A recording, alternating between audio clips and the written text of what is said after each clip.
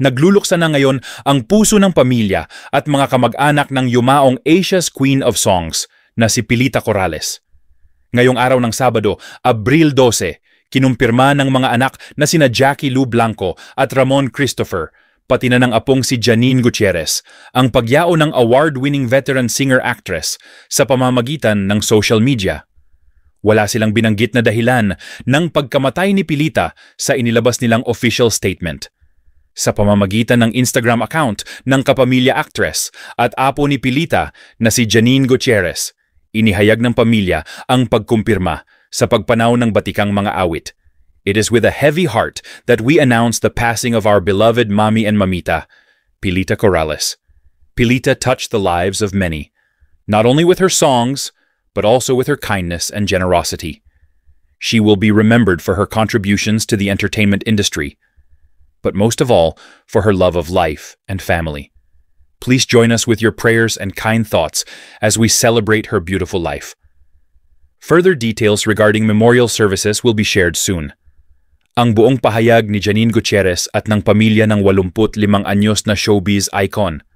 Kapag nababanggit ang pangalang Pilita Corrales, ang agad na naiisip ng publiko ay ang kanyang mga classic hits na A Million Thanks to You at Kapantay ay Langit.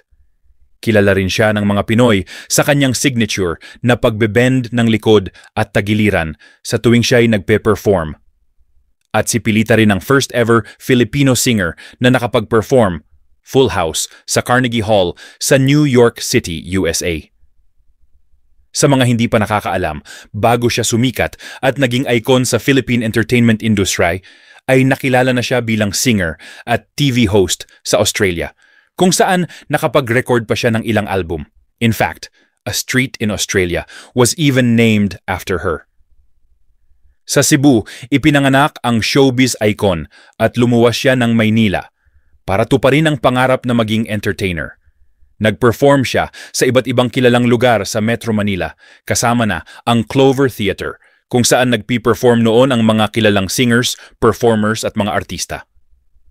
Sa 6 na dekada ni Pilita sa mundo ng showbiz, nakapaglabas siya ng 135 albums at nakapag-perform din side-by-side ang mga big international artists noon na sina Bob Hope, Sammy Davis, Matt Monroe at iba pa. Alam ng buong entertainment industry kung gaano kamahal ni Janine ang kanyang Mamita at proud na proud siya bilang apo ng TV icon. Sa isang Instagram post ni Janine, binigyan niya ng tribute ang pinakamamahal na lola noong nabubuhay pa ito.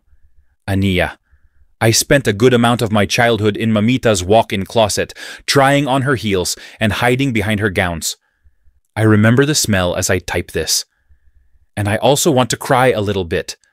When I got big enough to fit into her clothes, every time I would visit, she'd give me handfuls. Lahat naman daw bagay sa akin. Yes, biased talaga siya. She also thinks I sing well, which confirms her bias. Bahagi ng kanyang mensahe para kay Pilita.